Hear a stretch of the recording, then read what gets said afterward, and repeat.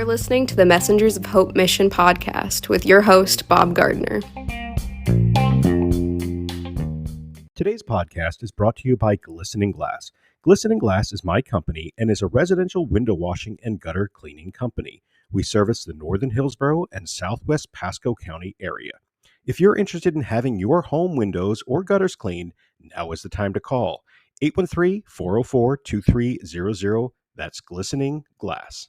Hey everyone, this is Bob, and I'm glad to be back. I've got a lot to talk about today, including the tropical storm that we just had pass, our 10th anniversary, and a correction to be made about our 10th anniversary, and a few other things that I want to talk about today. So all that in this upcoming episode of the Messenger Hope Mission podcast. So first things first, let me get to the correction. The last episode, I said that August 4th was our 10th anniversary. I was incorrect, and I should have looked at that. Now, I was correct that it was a Thursday night, but it's August 7th. I had to go back and look at my notes. August 7th, 2014 is when we started Messenger Hope Mission, and on September 4th, that's where the confusion came in, was when we became incorporated as an actual nonprofit. So about a month we were running, thinking about whether or not we should do this, and they said, let's do it, and September 4th we became an actual 501c3. So today is Tuesday, August 6th. That makes tomorrow, Tuesday, August 7th, our 10th anniversary. And my apologies for getting that mixed up and screwed up. Thank you so much for being with us for the last 10 years. I'm very happy to have shared all that in the podcast last week. And I'm also very happy to make my correction for my silly mistake. Now, before I get into the rest of the podcast about the tropical storm and going out this last weekend, I do want to share that we will be starting a new pantry next month. We'll be doing this the second Saturday of every month from 11:30 a.m. to 12:30 p.m. rather, and I'll share about that more in an upcoming podcast, but I want to the exciting thing is that we will be starting a new pantry, and we're very excited about that. We're looking forward to doing this. We've been working on this one for 5 years, so we're very happy that we're finally getting this one started. And two more little bits of news, or announcements rather, before we get started, is on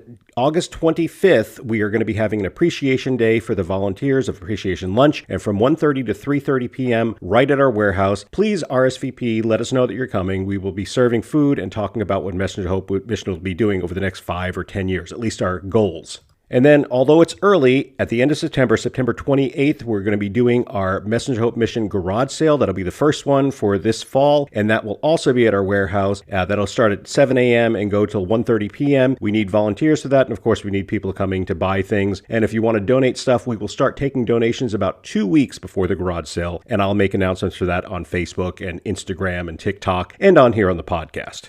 And since I just brought it up, we do have a YouTube channel, we have a TikTok channel, we have an Instagram account, and a Facebook account. Please follow us on all of those things. There's different information on each one. We do put most of our information on Facebook, but like videos and things like that don't necessarily go on Facebook. They will go on TikTok and on YouTube, and we put other posts on Instagram as well. So you're going to want to follow all of those. Okay, let's get to the meat and potatoes of this episode of the podcast. This past Sunday, which originally we thought was our 10th anniversary, August 4th, we went out and did our pantries. We did the one in Odessa at our warehouse, and then we went to Port Richey on the corner of Congress and Ridge behind the Family Dollar, and we had our second pantry there for the day. Now, it's not unusual. We do that the first and third Sunday of every month, so it's not unusual that we're there. What made it unusual is we had Tropical Storm Debby barreling down on us while we were doing this. It wasn't so bad at the building. There was a little bit of rain here and there, a little light rain, a little bit of wind. Not too bad from 12 to 1 o'clock. We had 74 people show up at that pantry, which is growing on a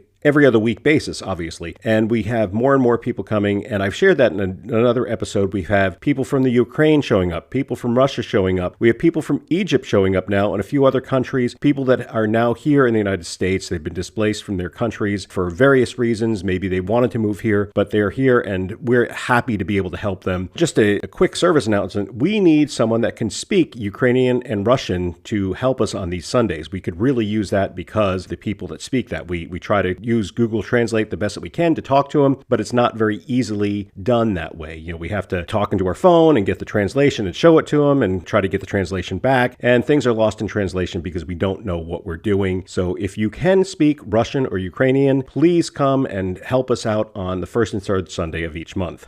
But as I was saying, that pantry was not so bad. It was just a little wind and rain, no big deal. We got everything done, got the bus loaded. We had plenty of volunteers for that point in time. Then we got ready to go to Port Richey, and we loaded up the bus with the rest of the stuff that we had. And we didn't take the trailer this time because we knew the storm was coming in. Plus, we're roughly 5 to 10 miles closer to the coast at that point, which is where a lot of the winds were. Very close to US 19, which is one of the main corridors, and usually that is the cutoff point. So if you're west of US 19, that is usually the flood zone. We were east of that, but only by about a half a mile. So before we left, we have a lot of families that were there with young kids, and we asked them to not come to the pantry. We wanted to make sure that kids were not out in this weather, and thankfully the families were very understanding and willing to go home, take their kids, make sure that they were safe, and so that's what they did. And then the rest of us, mostly adults, we had 2 teenagers there. Most of us were adults that went to this pantry, and we worked right out there in the wind and the rain. Now, if you've seen our bus or have been to any of our pantries, you know that we have awning that comes down on the side of the bus. We did bring that down, and instead of lining the tables in a straight row parallel to the bus, but this time what we did is we ran 4 tables perpendicular to the bus. So we had 2 tables with a little space in between for someone to stand, and then a big space, and then 2 tables with just enough room in between for someone to stand to be able to pass out the food that way. And of course, we had people on the bus that were bagging the frozen food and making sure, because we only had 4 tables set up as opposed to we normally have 8 or 10, we had someone on the bus that would constantly hand out the stuff that we were running out with on the table so that we never ran out while people were in line. And we usually also have a table set up that we give out the frozen food. This time we were handing it right out of the back of the bus to make sure that it was staying as safe as we could and keeping people out of the rain the best that we could. Unfortunately, the line does line up in the parking lot, and there's no way to get people out of the rain. But what we did before we got started, actually, once we opened the line, I walked over, and anyone that had children, I told them that this particular time, they could take the children back to the car. If there was 2 adults there, they could actually have one of the adults sit with the kids. If they were young, if they were old enough, they could just stay in the car. And what they did was they came up to the line, and I was kind of running the line. I was the one at the front of the line this time. And they just remind me, hey, we've got 1 or 2 or 3 kids in the car. And I would tell them, the people in line, the servers, that they could give them 2 times, 3 times, 4 times the amount of food because their kids are in the car. I wanted to make sure that the kids were safe. And with school starting, we definitely don't want any of the kids catching cold or getting sick in any particular way, because even though it is Florida and it's warm, it's still cooler than normal. Plus being wet, you don't want to add all that up and have the kids get sick right before school. And if that's not enough, we wanted to keep the kids safe because it was really windy. Now, we were far enough away from any trees or anything, but there was debris that would sometimes come blowing through the parking lot, and we tried to make sure that no one was there and could get hit by that debris. Now, it wasn't big debris, but enough that could have hurt a young child, so we didn't want to have the kids out there. We did have some heavy periods of rain, and we had some heavy periods of wind, but we were able to handle that. We had 1 person on either end of the awning. I was at the beginning of the line, and then we had a guy named Gil who actually moved here from Israel a few years back. He was out volunteering for the first time. We had up at the end of the line,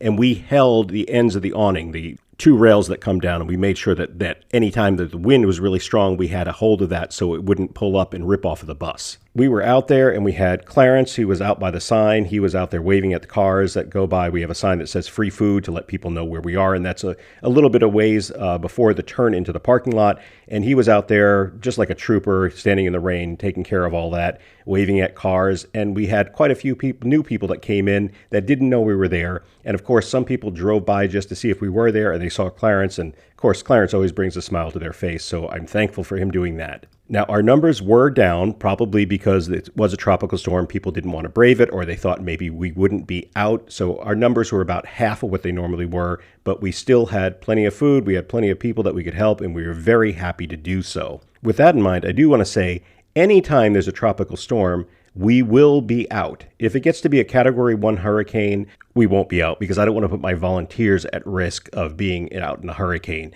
I personally wouldn't have a problem with it. I'd go out for a Cat 1, maybe a Cat 2, but I can't do it on my own. And because I have a family and I want them to feel safe with me being home at that point, I would stay in for a hurricane. We will be open.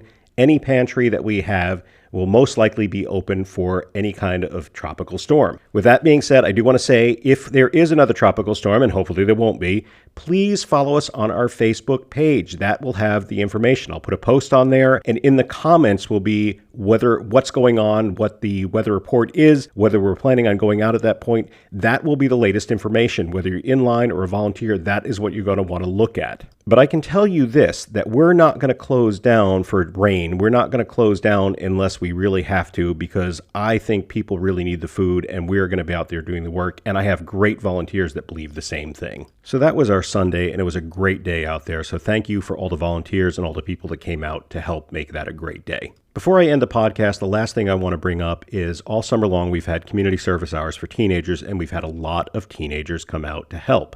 But there's one teenager in particular that's starting his senior year this upcoming Tuesday, and I want to give him a shout out. His name is Nick. He has been there almost every single time that we've been open, and definitely every single week during the summer to help. Thank you, Nick, and may your senior year be a great one. Well, that's going to do it today for the podcast. Thank you so much for listening. Tune in next week for the next podcast. We have more to share that I didn't want to get into today. And of course, I welcome you to come volunteer with us at Messenger Hope Mission. Thank you for listening. See you soon. Okay, we've reached the point in the podcast where I get to make an appeal to you, the listener. Messengers of Hope is in need of volunteers to come work with us, not only at our various food pantries, but also at our warehouse in Odessa, Florida. We have all types of jobs for all types of people, everything from light cleaning to heavy stacking of boxes and sorting of food. Now, maybe you're listening, you're saying, hey, Bob, I don't live local, and it would take way too long for me to get onto a plane and fly there to come work for an afternoon. That's okay. I've got a plan for you as well. You can go to our Facebook page and find links for our payment portals. We have both Venmo and PayPal, and you can make a donation to Messenger Hope that way. Still not enough? You can find our address and mail us a check, and we'll be happy to take that. Messengers of Hope is a registered 501c3 nonprofit, so any donations you make is 100% tax deductible.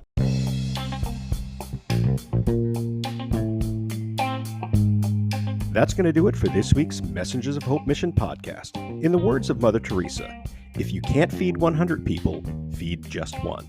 This is Bob Gardner reminding you to make a difference in our world today.